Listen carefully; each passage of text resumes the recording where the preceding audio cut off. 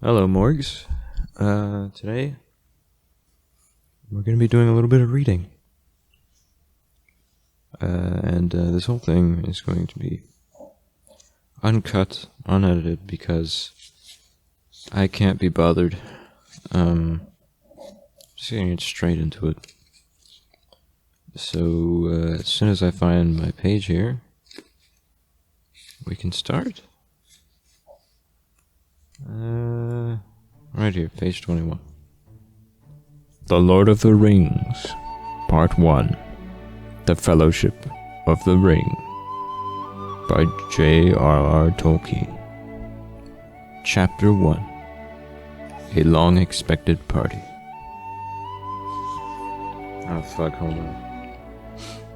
Okay. Making sure my phone was on silent. Chapter 1. A Long-Expected Party. When Mr. Bilbo Baggins of Bag End announced that he would shortly be celebrating his 11th birthday with a party of special magnificence, there was much talk and excitement in Hobbiton. Bilbo was very rich and very peculiar, and he had been the wonder of the Shire for 60 years, ever since his remarkable disappearance and unexpected return. The riches he had brought back from his travels had now become a local legend, and it was popularly believed, whatever the old folk might say, that the old hill at Bag End was full of tunnels stuffed with treasure. And if that was not enough for fame, there was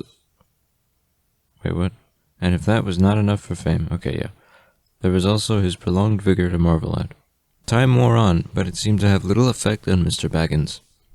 At 90, he was very much the same as at 50. At 99, they began to call him well-preserved, but unchanged would have been nearer the mark.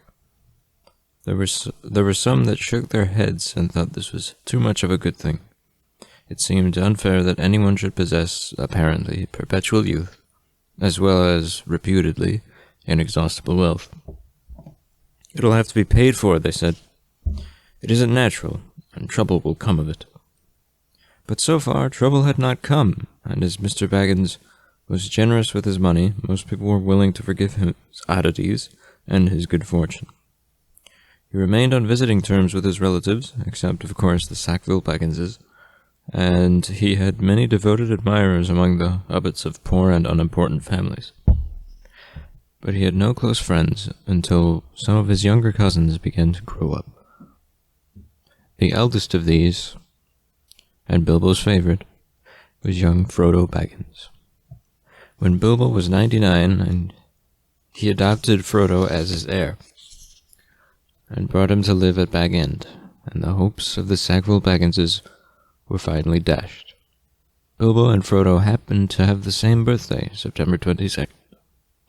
"You had better come and live here, Frodo, my lad," said Bilbo one day, "and then we can celebrate our birthday parties comfortably together."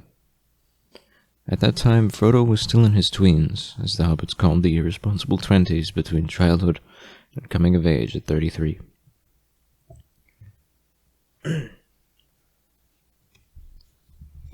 12 more years had passed.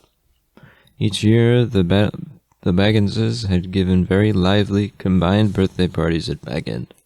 But now, it was understood that something quite exceptional was being planned for that autumn.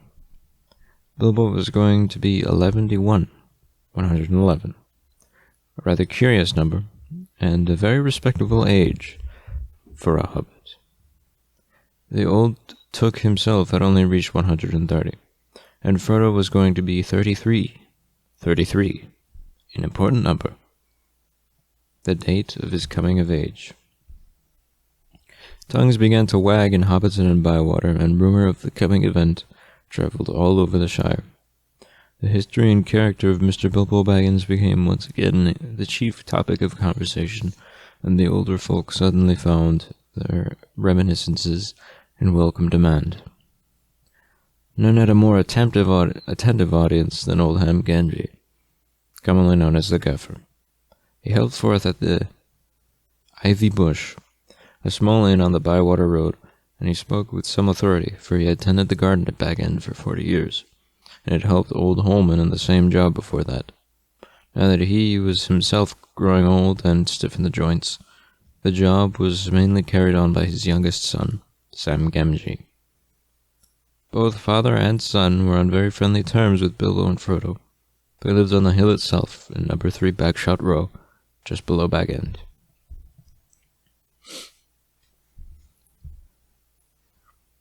A very nice, well-spoken, gentle hobbit is Mr. Bilbo, as I've always said, the gaffer declared, with perfect truth, for Bilbo was very polite to him, calling him Master Hamfast, and consulting him constantly upon the growing of vegetables.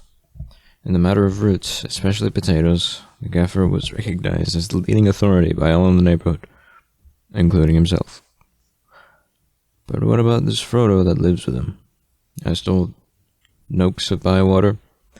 Baggins is his name, but he was more than half a brandy book, they say. It beats me why any Baggins of Hobbiton should go looking for a wife away there in Buckland, where folks are so queer. And no wonder they're queer, put in Daddy Two-Foot, the gaffer's next-door neighbor. If they live on the wrong side of the Brandywine River, and right again in the Old Forest. That's a dark bad place, if half the tales be true. You're right, Dad, said the gaffer. Not that the brandy bucks of Buckland live in the Old Forest, but they're a queer breed, seemingly. They fool around with boats on that big river, and that isn't natural. Small wonder that trouble came of it, I say. But be that as it may, Mr. Frodo is as nice a young hobbit as you could ever wish to meet. Very much like Mr. Bilbo, and in more than looks. After all, his father was a Baggins. A decent, respectable hobbit was Mr. Drogo Baggins. There was never much to tell of him, till he was drowned. Drowned? Said several voices. They had heard this and other darker rumors before, of course, but hobbits have a passion for family history, and they were ready to hear it again. Well, so they say, said the gaffer. You see, Mr. Drogo, he married poor Miss Primula Brandybook. She was our Mr. Bilbo's first cousin on the mother's side, her mother being the youngest of the old Took's daughters, and Mr. Drogo was his second cousin, so Mr. Frodo is his first and second cousin, once removed either way, as the saying is, if you follow me. And Mr. Drogo was staying at Brandy Hall with his father-in-law, old Master Gorbodoc, as he often did after his marriage, him being partial to his victuals and old Gorbodoc keeping a mighty generous table. And he went out boating on the Brandywine River, and he and his wife were drowned, and poor Mr. Frodo, only a child and all. I've heard they went on the water after dinner in the moonlight, said old Noakes, and it was Drogo's weight that sunk the boat.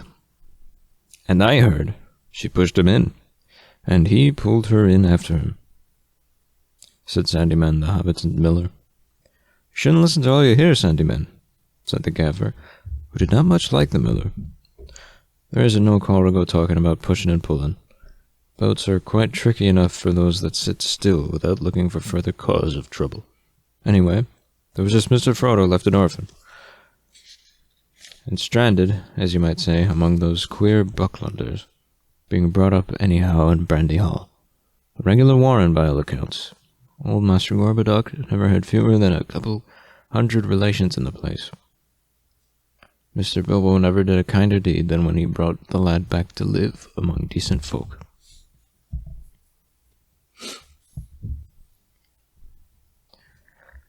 But I reckon it was a nasty shock for those Sackville Bagginses. They thought they was going to get Bag End that time when he went off and thought he was thought to be dead. And then he comes back and orders him off, and he goes on living, and never looking a day older, bless him. And suddenly he produces an heir, and he has all the papers made out proper. The Sackville Bagginses won't ever see the inside of Bag End now, or it is to be hoped not. There's a tidy bit of money tucked away up there, I hear tell, said a stranger, a visitor on business from Michael Delving in the West Farthing. All the top of your hill is full of tunnels packed with chests of gold and silver and jewels, by what I have heard. And you've heard more than I can speak to, answered the gaffer. I know nothing about jewels. Mr. Bilbo is free with his money, and there seems to be no lack of it, but I know of no tunnel making. I saw Mr. Bilbo when he came back. a matter of 60 years ago when I was a lad.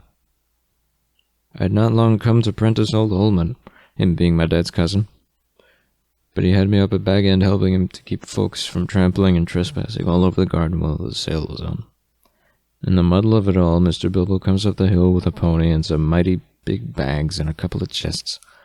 I don't doubt they were mostly full of treasure he had picked up in foreign parts, where there were mountains of gold, they say, but there wasn't enough to fill tunnels. But my lad Sam will know more about that. He is in and out of Bag End. Crazy about stories of the old days he is, and he listens to all Mr. Bilbo's tales. Mr. Bilbo has learned him his letters, meaning no harm, mark you, and I hope no harm will come of it. Elves and dragons, I says to him. Cabbages and potatoes are better for me and you. Don't go getting mixed up in the business of your betters, or you'll end up in trouble too big for you, I says to him. And I might say to others, he added with a look at the stranger and the miller. But the gaffer did not convince his audience. The legend of Bilbo's wealth was now too firmly fixed in the minds of the younger generations of hobbits.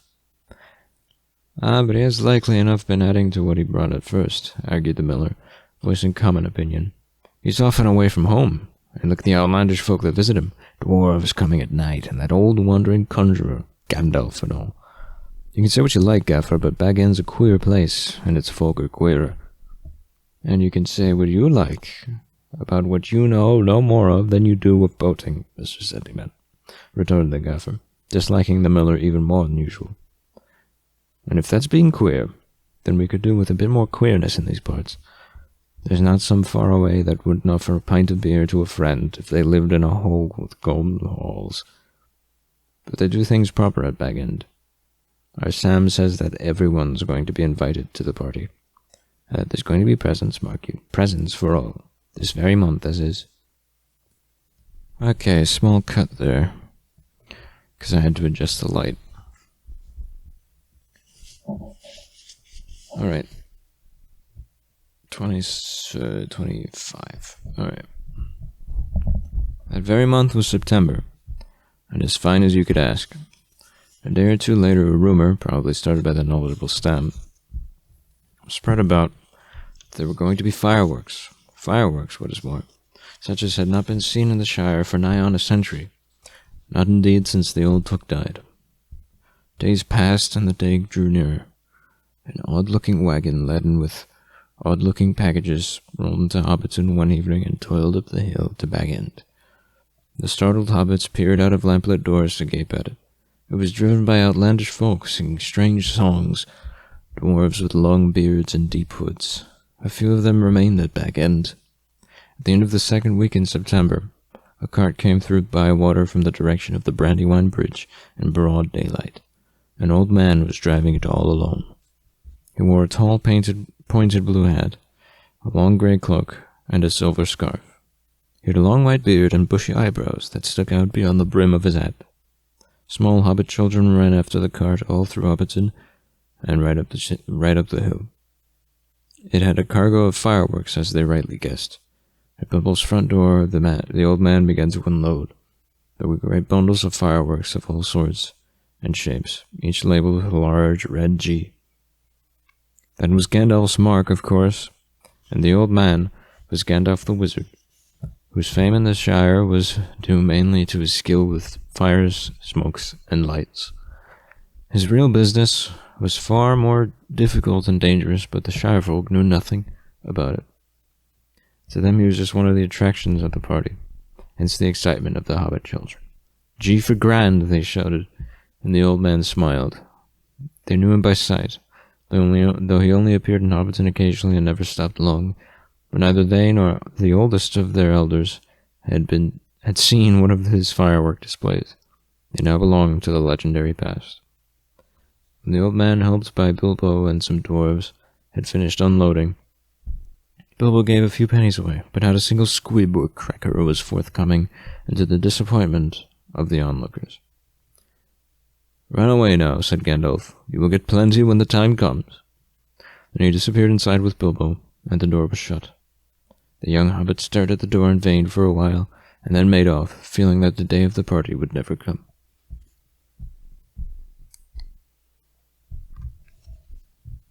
Inside Bag End, Bilbo and Gandalf were sitting at the open window of a small room looking out west onto the garden. The late afternoon was bright and peaceful.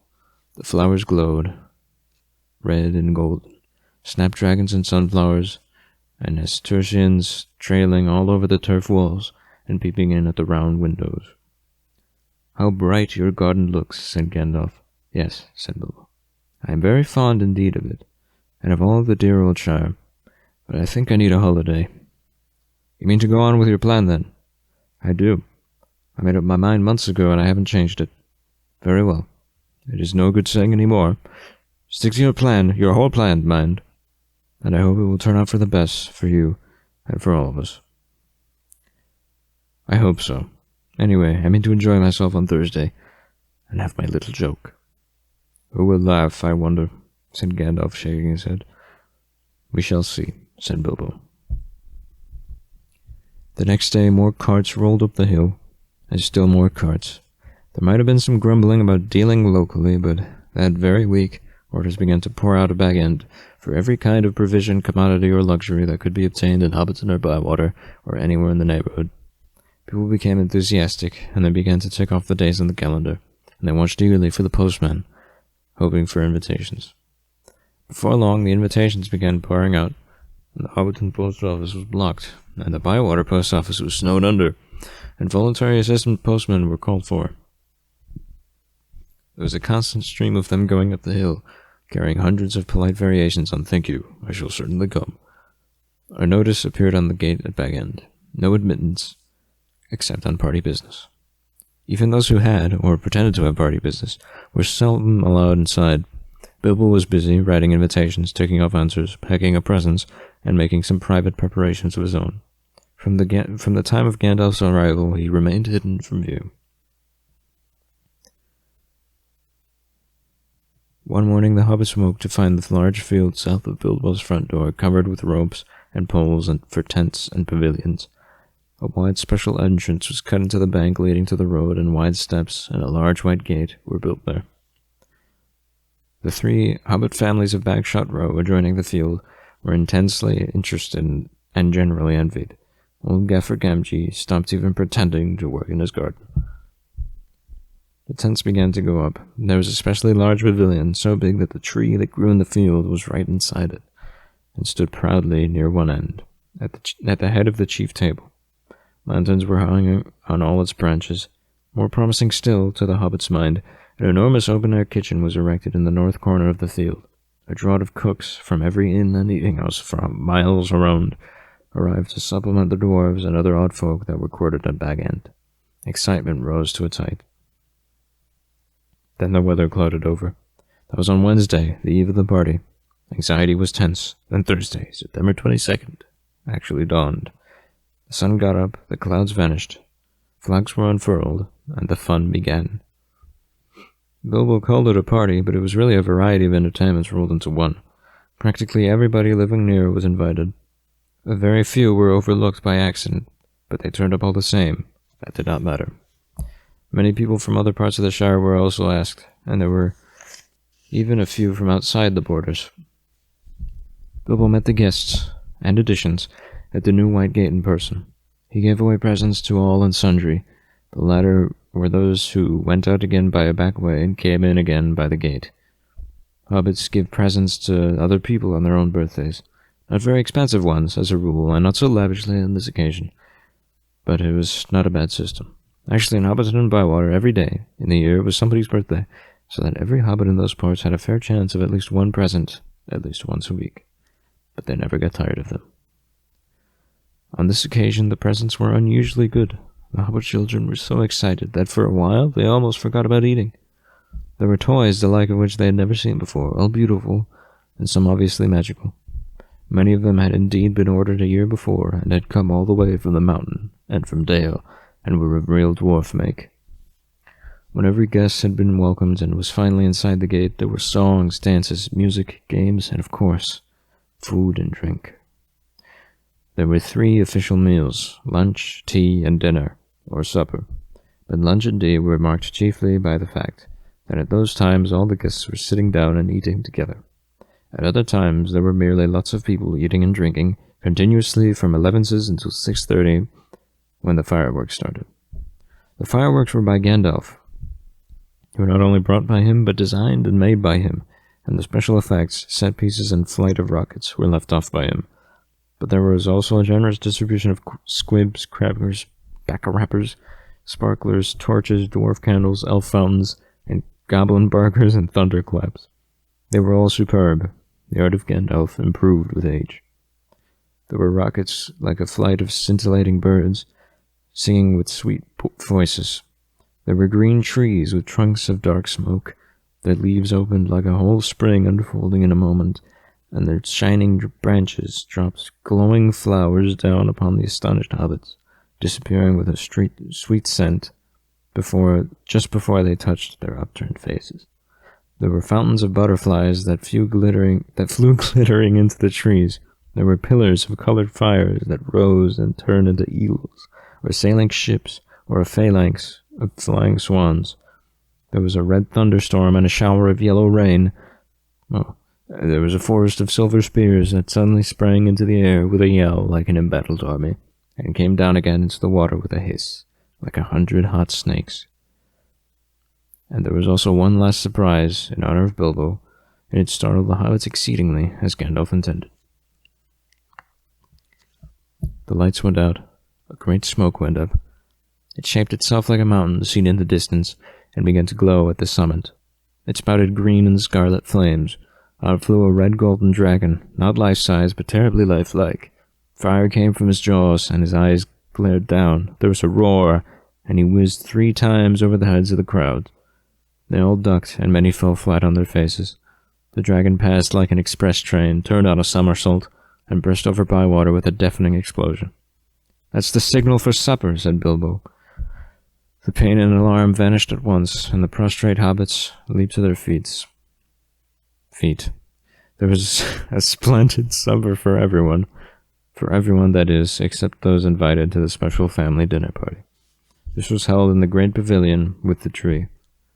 The invitations were limited to 12 dozen, a number also called by hobbits 1 gross, though the word was not considered proper to use of people, and the guests were selected from all the families to which Frodo and Bilbo were related, with the addition of a few special unrelated friends, such as Gandalf. Many young hobbits were included, and present by parental permission, for hobbits were easygoing with their children in the matter of sitting up late, especially when there was a chance of getting them a free meal.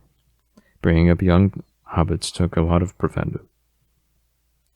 There were many Bagginses and Buffins, and also many Tooks and Brandybooks. There were various Grubbs, relations of Bilbo Baggins's grandmother, and various Chubbs, connections of his grandfather, and a selection of Burrowses, Bolgers, Bracegirdles, Brockhouses, Goodbuddies, Hornblowers, and Proudfoots. Some of these were only distantly connected with Bilbo, and some of them had hardly ever been in Hobbiton before, as they lived in remote corners of the Shire. The Sackville Bagginses were not forgotten. Otho and his wife Lobelia were present. They disliked Bilbo and detested Frodo, but so magnificent was the invitation card written in golden ink that they felt it was impossible to refuse. Besides, their cousin Bilbo had been specializing in food for many years, and his table had a high reputation. All the 144 guests expected a pleasant feast, though they rather dreaded the after-dinner speech of their host, an inevitable item. He was liable to drag in bits of what he called poetry, and sometimes, after a glass or two, would allude to the absurd adventures of his mysterious journey. The guests were not disappointed. They had a very pleasant feast, in fact, an engrossing entertainment, rich, abundant, varied, and prolonged. The purchase of provisions fell almost to nothing throughout the district in the ensuing weeks, but as Bilbo's catering had depleted the stocks of most stores, cellars, and warehouses for miles around, that did not matter much. After the feast, more or less, came the speech. Most of the company were, however, now in a tolerant mood, at that delightful stage what they called filling up the corners. They were sipping their favorite drinks and nibbling at their favorite dainties, and their fears were forgotten. They were prepared to listen to anything, and to cheer at every full stop. "My dear people," began Bilbo, rising in his place. "Hear, hear. "Here," they shouted, and kept on repeating it in the chorus, seeming reluctant to follow their own advice. Bilbo left his place and went and stood on a chair under the illuminated tree. The light of the lanterns fell upon his beaming face. The golden buttons shone on his embroidered silk waistcoat. They could all see him standing, waving one hand in the air. The other was in his trouser pocket. "My dear Bagginses and Boffins," he began again, "and my dear Tooks and Brandybooks and Grubs and Chubs and Burrows and Hornblowers and Bulgers and Bracegirdles and Goodbunnies and Brockhouses and Proudfoots." "Proud feet," shouted an elderly hobbit from the back of the pavilion. His name, of course, was Proudfoot, and well merited. His feet were large, exceptionally furry, and both were on the table. "Proud foots," repeated Bilbo. "Also to my good Sackville Bagginses, that I welcome back at last to Bag End. Today is my 111th birthday. I am 11-1 today. Hooray, hooray, many happy returns," they shouted, and they hammered joyously on the tables. Bilbo was doing splendidly. This was the sort of stuff they liked. Short and obvious. "I hope you all are enjoying yourselves as much as I am." Deafening cheers. Cries of yes and no. Noises of trumpets and horns and pipes and flutes and other musical instruments. There were, as has been said, many young hobbits present. Hundreds of musical crackers had been pulled. Most of them bore the bark Dale on them, which did not convey much to most of the hobbits, but they all agree that they were marvelous crackers. They contain instruments small but of perfect make, and enchanting tones. Indeed, in one corner of the young Tooks and Brandybooks, supposing Uncle Bilbo to have finished, since he had plainly said that all was necessary, now got up an impromptu orchestra and began a merry dance tune. Master Everard Took and Miss Milliot Brandybook got on the table with bells in their hands and began to dance the Springle Ring, a pretty dance but rather vigorous. But Bilbo had not finished. Seizing a horn from a youngster nearby, he blew 3 loud hoots. The noise subsided. "I shall not keep you long," he cried. Cheers from all the assembly. "I have called you all together for a purpose."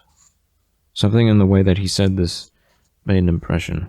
There was almost silence, and 1 or 2 of the Tooks pricked up their ears. "Indeed, for 3 purposes. First of all, to tell you that I am immensely fond of you all, and that 11-1 years is too short a time to live among such excellent and admirable hobbits." Tremendous outburst of approval. "I don't know half of you half as well as I should like, and I like less than half of you half as well as you deserve." This was unexpected and rather difficult. There was some scattered clapping, but most of them were trying to work it out and see if it came to a compliment. "Secondly, to celebrate my birthday." Cheers again. "I should say our birthday, for it is, of course, also the birthday of my heir and nephew, Frodo. He comes of age and into his inheritance today." Some perfunctory clapping by the elders, and some loud shouts of "Frodo! Frodo! Jolly old Frodo!" from the juniors. The Sackville Baggins scowled and wondered what was meant by coming into his inheritance. "Together we score 144. Your numbers were chosen to fit this remarkable total. 1 gross, if I may use the expression." No cheers. This was ridiculous. Many of his guests, especially the Sackville Bagginses, were insulted, feeling sure that they had only been asked to fill up the required number like goods in a package. 1 gross indeed. Vulgar expression. Ugh. It is also, if I may be allowed to refer to an ancient history, the anniversary of my arrival by barrel at Esgaroth on the Long Lake, though the fact that it was my birthday slipped my memory on that occasion. I was only 51 then, and birthdays did not seem so important. The banquet was very splendid, however, though I had a bad cold at the time, I remember, and I could only say, "Thank you very much." I now repeat it more correctly. "Thank you very much for coming to my little party." Obstinate silence. They all feared that a song or some poetry was now imminent, and they were getting bored. Why couldn't he stop talking and let them drink his elf? But Bilbo did not sing or recite. He paused for a moment. "Thirdly and finally," he said, "I wish to make an announcement. He spoke this last word so loudly and suddenly that everyone sat up who still could. I regret to announce that, as I said, 11 years is far too short a time to spend among you. This is the end. I am going. I am leaving. Now. Goodbye. He stepped down and vanished. There was a blinding flash of light, and all the guests blinked. When they opened their eyes, Bilbo was nowhere to be seen. 144 flabbergasted hobbits sat back speechless. Old Odo Proudfoot removed his feet from the table and stamped. Then there was a dead silence until suddenly, after several deep breaths, every Baggins, Buffin, Took, Brandybuck, Grubb, Chubb, Burrows, Bolger, Bracegirdle, Brockhouse, Goodbuddy, Hornblower, and Proudfoot began to talk at once. It was generally agreed that the joke was in very bad taste, and more food and drink were needed to cure the guests of shock and annoyance. "He's mad. I always said so," was probably the most popular comment. Even the Tooks, with a few exceptions, thought Bilbo's behavior was absurd. For the moment, most of them took it for granted that his disappearance was nothing more than a ridiculous prank. But old Rory Brandybuck was not so sure. Neither age nor an enormous dinner had clouded his wits, and he said to his daughter-in-law, Esmeralda, "There's something fishy in this, my dear. I believe that Mad Baggins is off again, silly old fool. But why worry? He hasn't taken the victuals with him." He called loudly to Frodo to send the wine round again. Frodo was the only one present who had said nothing. For some time he had sat silent beside Bilbo's empty chair and ignored all the remarks and questions. He had enjoyed the joke, of course, even though he had been in the know. He had difficulty keeping from laughter at the indignant surprise of the guests, but at the same time he felt deeply troubled.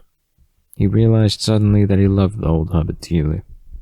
Most of the guests went on eating and drinking and discussing Bilbo Baggins's oddities, past and present, but the Sackville Bagginses had already departed in wrath.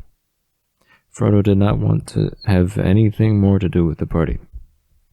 He gave orders for more wine to be served, then he got up and drained his own glass silently to the health of Bilbo, and slipped out of the pavilion. As for Bilbo Baggins, even while he was making his speech, he had been fingering the golden ring in his pocket, his magic ring that he had kept secret for so many years. As he stepped down, he slipped it on his finger, and he was never seen by any hobbit and hobbiton again. He walked briskly back to his hole and stood for a moment listening with a smile to the din in the pavilion and the sounds of merrymaking in other parts of the field. Then he went in. He took off his party clothes, folded up and wrapped in tissue paper, his embroidered silk waistcoat, and put it away. And then he put on some old untidy garments and fastened round his waist a worn leather belt. On it he hung a short sword in a battered black leather scabbard. From a locked drawer smelling of mothballs, he took out an old cloak and hood. They had been locked up as if they were very precious, but they were so patched and weather-stained that their original color could hardly be guessed. It might have been dark green. They were rather too large for him. He then went into his study and from a large strong box took out a bundle wrapped in old cloths with a leather-bound manuscript, and also a large, bulky envelope. The book and bundle he stuffed into the top of a heavy bag that was standing there, already nearly full. Into the envelope he slipped his golden ring and its fine chain, and then sealed it, and addressed it to Frodo. At first he put it on the mantelpiece, but suddenly he removed it and stuck it in his pocket. At that moment the door opened, and Gandalf came quickly in. "Hello," said Bilbo. "I wondered if you would turn up." "I am glad to find you visible," replied the wizard, sitting down in a chair. "I wanted to catch you and have a few final words. I suppose you feel that everything has gone off splendidly and according to plan." "Yes, I do," said Bilbo. "Though that flash was surprising. It quite startled me, let alone the others. A little addition of your own, I suppose." "It was. You have wisely kept that ring secret all these years, and it seemed to me necessary to give your guests something else that would seem to explain your sudden vanishment, and would spoil my joke. You're interfering, old busybody," laughed Bilbo. but I expect you know best, as usual. I do, when I know anything, but I don't feel too sure about this whole affair. It has now come to the final point. You have had your joke, and alarmed or offended most of your relations, and given the whole Shire something to talk about for 9 days, or 99, more likely. Are you going any further? Yes, I am. I feel I need a holiday. A very long holiday, as I have told you before. Probably a permanent holiday. I don't expect I shall return. In fact, I don't mean to, and I have made all arrangements. I am old, Gandalf. I don't look it, but I am beginning to feel it in my heart of hearts. Well preserved indeed, he snorted. Why, I feel all thin, sort of stretched, if you know what I mean. Like butter that has been scraped over too much bread. That can't be right. I need a change or something. Gandalf looked curiously and closely around him. No, it does not seem right, he said thoughtfully. No, after all, I believe your plan is probably the best. Well, I've made up my mind anyway. I want to see the mountains again, Gandalf. Mountains. And then find somewhere where I can rest. In peace and quiet, without a lot of relatives prying around, and a string of confounded visitors hanging on the bell. I might find somewhere where I can finish my book. I have thought of a nice ending for it. And he lived happily ever after, to the end of his days. Gandalf laughed. I hope he will. But nobody will read the book, however it ends. Oh, they may in years to come. Frodo has read some already, as far as it is gone. You'll keep an eye on Frodo, won't you? Yes, I will. 2 eyes, as often as I can spare them. He would come with me, of course, if I asked him. In fact, he offered to once, just before the party. But he does not really want to yet. I want to see the wild country again before I die, and the mountains. But he is still in love with the Shire, with woods and fields and little rivers. He ought to be comfortable here.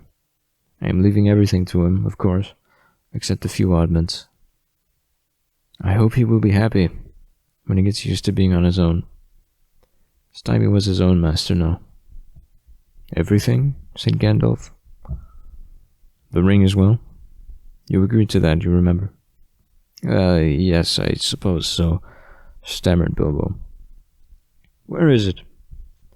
In an envelope, if you must know, said Bilbo impatiently. There, on the mantelpiece. Well, no.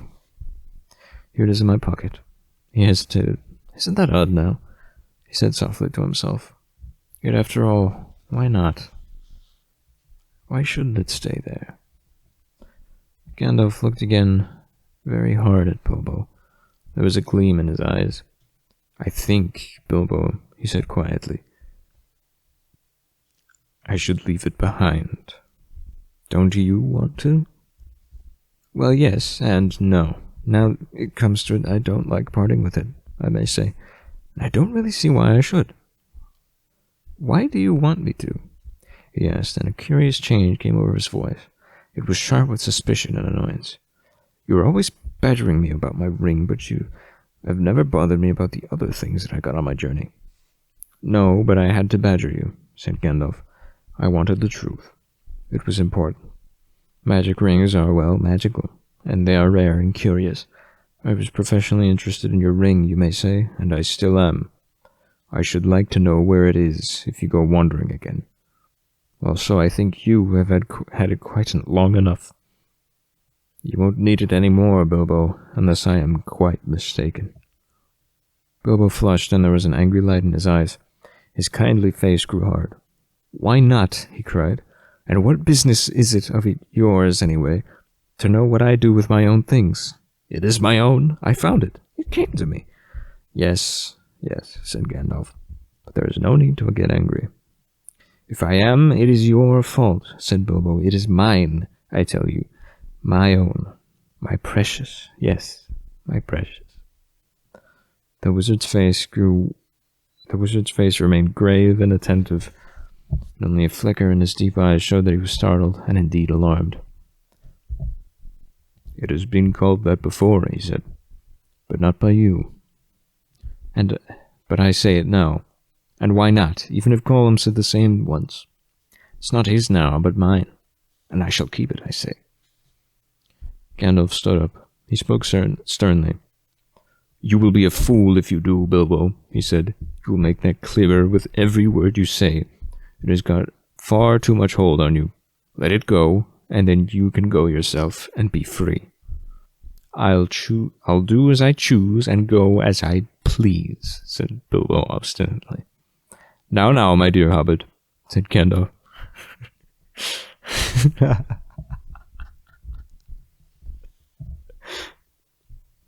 All your long life we have been friends, and you owe me something. Come, do as you promised, give it up. Well, if you want my ring yourself, say so, cried Bilbo. But you won't get it. I won't give my precious away, I tell you. His hand strayed to the hilt of his small sword. Gandalf's eyes flashed. It will be my turn to get angry soon, he said. If you say that again, I shall. Then you will see Gandalf the Grey, uncloaked. He took a step towards the hobbit, and he seemed to grow tall and menacing. His shadow filled the little room. Bilbo backed away to the wall, breathing hard, his hand clutching at his pocket. They stood for a while facing one another, and the air of the room tingled. Gandalf's eyes remained bent on the hobbit. Slowly his eyes relaxed, and he began to tremble. I don't know what has come over you, Gandalf, he said. You've never been like this before. What is it all about? It is mine, isn't it? I found it, and Gollum would have killed me if I hadn't kept it. I'm not a thief, whatever he said. I have never called you one, Gandalf answered. And I am not one either. I am not trying to rob you, but to help you. I wish you would trust me, as you used. He turned away, and the shadow passed. He seemed to dwindle again to an old grey man, bent and troubled. Bilbo drew his hand over his eyes. I am sorry, he said, but I felt so queer. And yet it would be a relief, in a way, not to be bothered with it anymore. It has been growing on my mind lately. Sometimes I have felt it like it was an eye looking at me. And I am always wanting to put it on and disappear, don't you know? Or always wondering if it is safe, not pulling it out to make sure. I tried locking it up, but I found I couldn't rest without it in my pocket. I don't know why, and I don't seem able to make up my mind. Then trust mine, said Gandalf. It is quite made up. Go away, and leave it behind. Stop possessing it. Give it to Frodo, and I will look after him. Bilbo stood for a moment, tense and undecided. Presently he sighed. All right, he said with an effort. I will. Then he shrugged his shoulders and smiled rather ruefully. After all, that's what this party business was all about, really. To give away lots of birthday presents and somehow make it easier to give it away at the same time. It hasn't made it any easier in the end, but it would be a pity to waste all my preparations. It would quite spoil the joke. Indeed, it would take away from the only point I ever saw in the affair, said Gandalf. Very well, said Bilbo. It goes to Frodo with all the rest. He drew a deep breath. And now I must really be starting, or somebody else will catch me.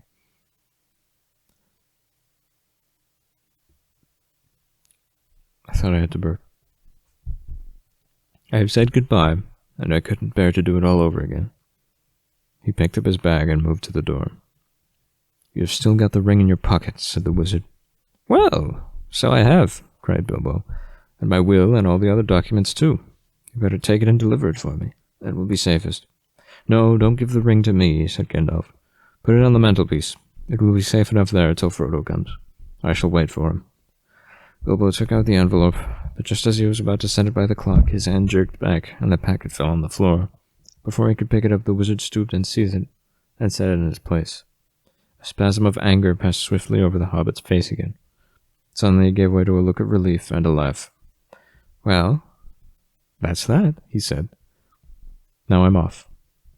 They went out into the hall. Bilbo chose his favorite stick from the stand. Then he whistled. 3 dwarves came out of different rooms where they had been busy. Is everything ready? Asked Bilbo. Everything is packed and labeled? Everything, they answered. Well, let's start then. He stepped out the front door.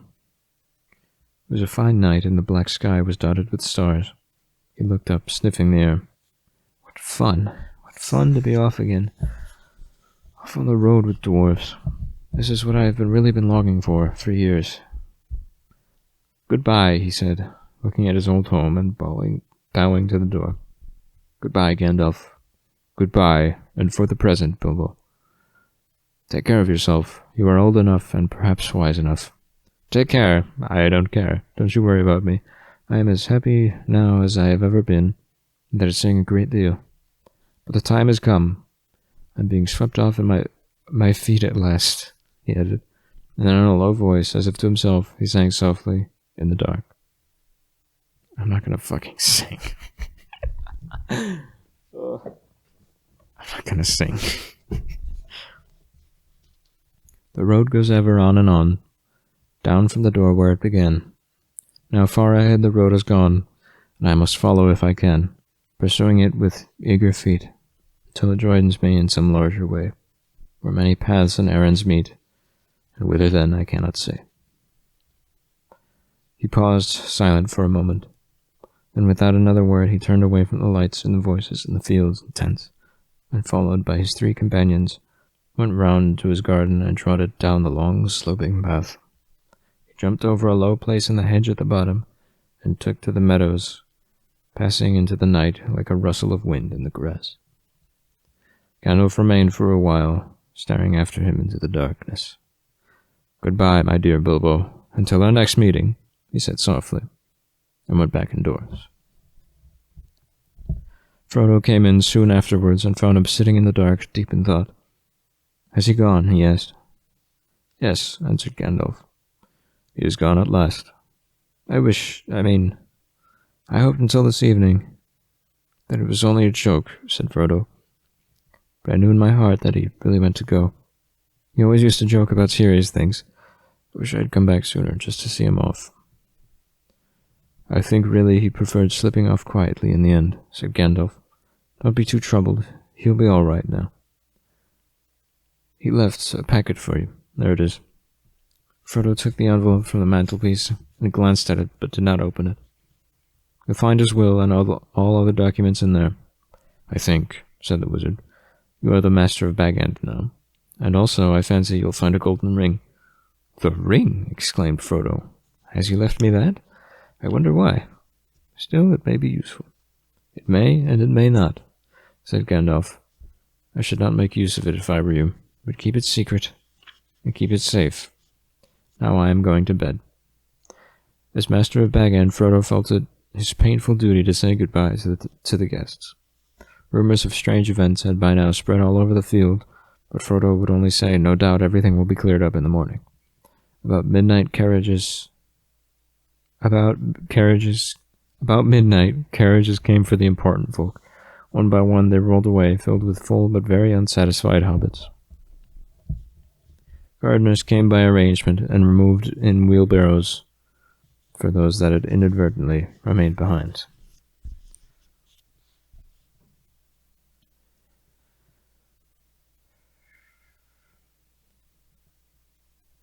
Night slowly passed. The sun rose. The hobbits rose rather later. Morning went on. People came and began, by orders, to clear away the pavilions and the tables and the chairs and the spoons and knives and bottles and plates and the lanterns and the flowering shrubs and boxes and the crumbs and cracker paper, the forgotten bags and gloves and handkerchiefs, and the uneaten food, a very small item. Then a number of other people came without orders, Bagginses and Boffins and Bulgers and Tooks and other guests that lived or were staying near. By midday, when even the best fed were out and about again, there was a large crowd at Bag End, uninvited but not unexpected. Frodo was waiting on the steps, smiling, but looking rather tired and worried. He welcomed all the callers, but he had not much more to say than before. His reply to all inquiries was simply this: Mr. Bilbo Baggins has gone away, as far as I know, for good. Some of the visitors he invited to come inside, as Bilbo had left messages for them. Inside the hall there was piled a large assortment of packages and parcels, and small articles of furniture. On every item there was a label tied. There were several labels of this sort. For Adelard took, for his very own, from Bilbo, on an umbrella. Adelard had carried off many unlabeled ones. For Dora Baggins, in memory of a long correspondence, with love, from Bilbo, on a large waste-paper basket. Dora was Drogo's sister and eldest surviving female relative of Bilbo and Frodo. She was 99 and had written reams of good advice for more than half a century. For Milo Burrows, hoping it will be useful, from BB, on a gold pen and ink bottle. Milo never answered letters. For Angelica's use, from Uncle Bilbo, on a round, convex mirror. She was a young Baggins and too obviously considered her face shapely. For the collection of Hugo Bracegirdle, from a contributor, and an empty bookcase. Hugo was a great borrower of books, and worse than usual at returning them. For Lobelia Sackville Baggins, as a present, on a case of silver spoons. Bilbo believed that she had acquired a good many of his spoons while he was away on his former journey. Lobelia knew that quite well. She arrived later in the day. She took the point once, but she also took the spoons. There's only a small selection of the assembled presents. This is only a small selection of the assembled presents. Bilbo's residence had got rather cluttered up with things in the long course of his life. It was the tendency of hobbit holes to get cluttered up, for which the custom of giving so many birthday presents was largely responsible. Not, of course, that the birthday presents were always new. There were one or two old madams of forgotten uses that had circulated all around the district, but Bilbo had usually given new presents and kept those that he received. That old hole. That old hole. The old hole was now being cleared a little. Every one of the various parting gifts had labels, written out personally by Bilbo, and several had some point or some joke. But of course most of the things were given where they would be wanted and welcome. The poorer hobbits, and especially those of Bagshot Row, did very well. Old Gaffer Gamgee got 2 sacks of potatoes, a new spade, a woolen waistcoat, and a bottle of ointment for creaking joints. Old Rory Brandybuck, in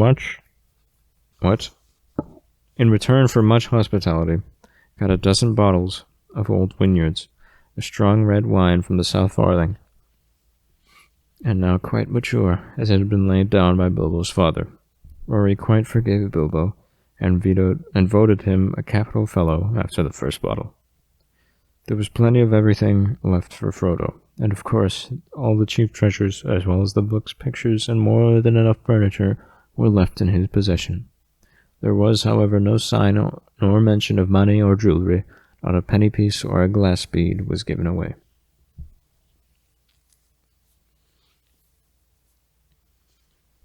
Ugh. Need a stretch. Frodo had a very trying time that afternoon. A false rumor that the whole household was being distributed free spread like wildfire. And before long the place was packed with people who had no business there, but could not be kept out. Labels got torn off and mixed, and quarrels broke out. Some people tried to do swaps and deals in the hole, and others tried to make off with minor items not addressed to them, or with anything that seemed unwanted or unwatched.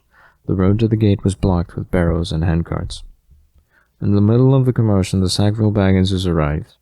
Frodo had retired for a while and left his friend Merry Brandybuck to keep an eye on things. When Otho loudly demanded to see Frodo, Merry bowed politely. "He is indisposed," he said. "He is resting." "Hiding, you mean," said Lobelia. "Anyway, we want to see him, and we mean to see him. Just go and tell him so." Merry left them a long while in the hall, and they had time to discover the parting gift of spoons. Did not improve their tempers.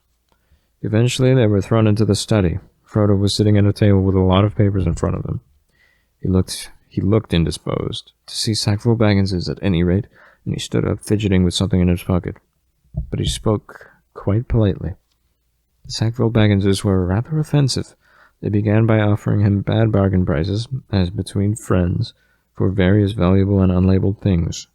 When Frodo replied that only the things specially directed by Bilbo were being given away, they said the whole affair was very fishy. "Only one thing is clear to me," said Otho, "and that is that you are doing exceedingly well out of it. I insist on seeing the will." Otho would have been Bilbo's heir, but for the adoption of Frodo. He read the will carefully and snorted. It was, unfortunately, very clear and correct, according to the legal customs of hobbits, which demand, among other things, 7 signatures of witnesses in red ink. "Foiled again," he said to his wife, and after waiting 60 years, "Spoons? Fiddlesticks!" He snapped his fingers under Frodo's nose and stumped off. What the fuck? But Lobelia was not so easily got rid of.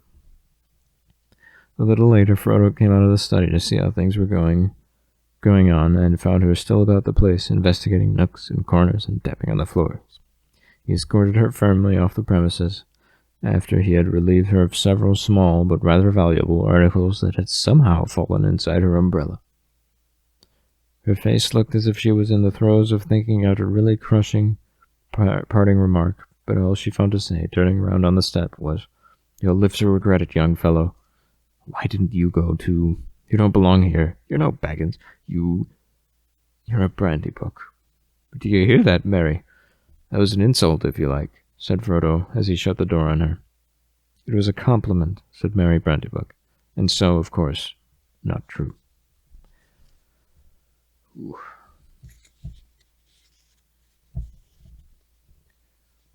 Then they went round the hole and evicted 3 young hobbits, 2 boffins and a bulgar, who were knocking holes in the walls of one of the cellars. Frodo also had a tussle with young Sancho Proudfoot, old Odo Proudfoot's grandson, who had begun an excavation in the larger pantry, where he thought there was an echo.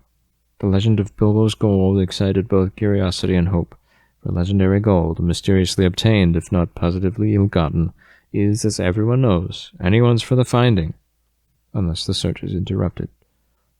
When he had overcome Sancho and pushed him out, Frodo collapsed on a chair in the hall. "It's time to close the shop, Mary," he said. "Lock the door and don't open it to anyone today, not even if they bring a battering ram." And then he went to revive himself with a belated cup of tea.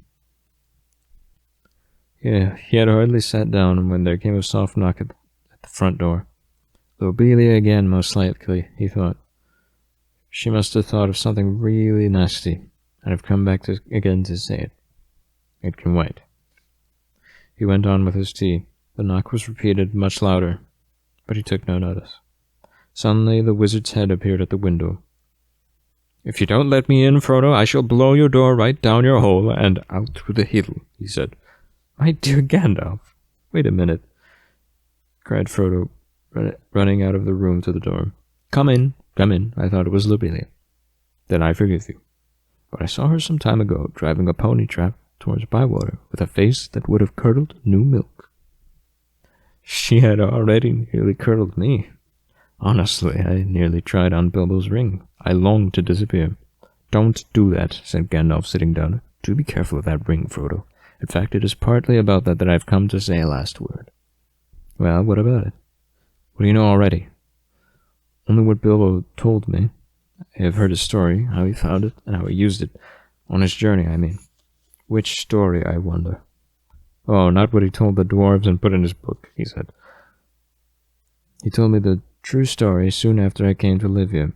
He said you had pestered him till he told you to do... Ha. He said you had pestered him till he told you, so I had better know too." "No secrets between us, Frodo," he said. "But they are not to go any further. It's mine anyway." "That's interesting," said Gandalf. "Well, what did you think of it all?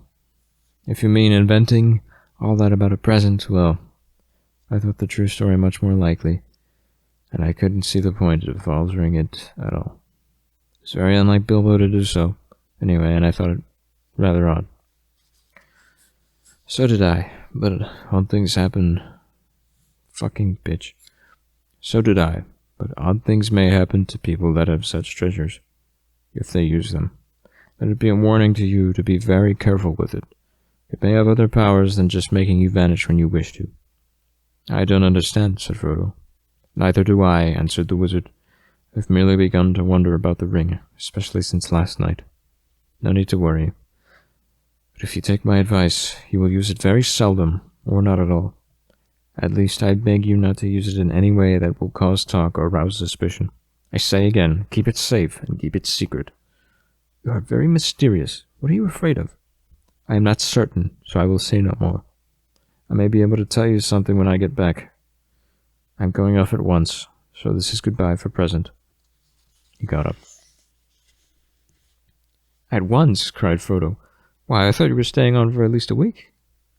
I was looking forward to your help. I did mean to, but I have had to change my mind. I may be away for a good while, but I'll come and see you again as soon as I can. Expect me when you'll see me. I shall slip in quietly. I shan't often be visiting the Shire openly again. I find that I have become rather unpopular. They say I am a nuisance and a disturber of the peace. Some people are actually accusing me of spiriting Bilbo away. Or worse. If you want to know, there's supposed to be a plot between you and me to get hold of his wealth.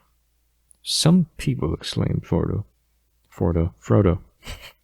You mean Otho and Lobelia? How abominable.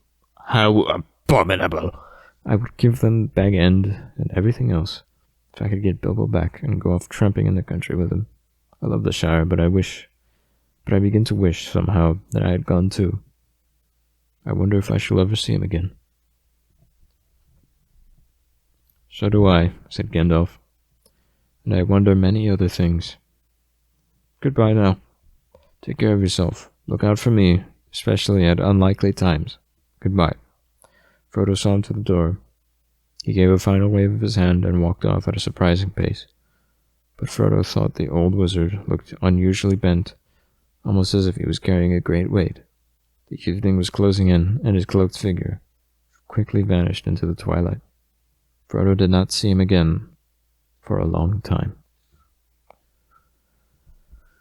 And that was chapter 1, with many little errors. Oh wow. Alright, clocked in at just over an hour, and well, it's just about to be an hour and 3 minutes now. Alright, that was pretty fun. I might continue this, but anyway, that was just the first chapter, and that took about an hour or so. I can only imagine how long it would take me to read the rest of the book out loud. Yeah, I don't know. Since M0RGZ is such a huge channel, please let me know in the comments if you would like more of this, and if you would, smash that like button, and hey, if you don't, hit the dislike. But like, I'm not judging you, dude. Yeah, and then maybe if you want, also like subscribe and hit the notification bell and you know, all that shit. You know, I don't fucking care really. Fuck. Yeah. I doubt anyone will listen to this all the way through. So if you're here, go fuck yourself. That's just between you and me. All right. No one else can know about this. All right. Well, I'll see you later, Morgs. Have a great night.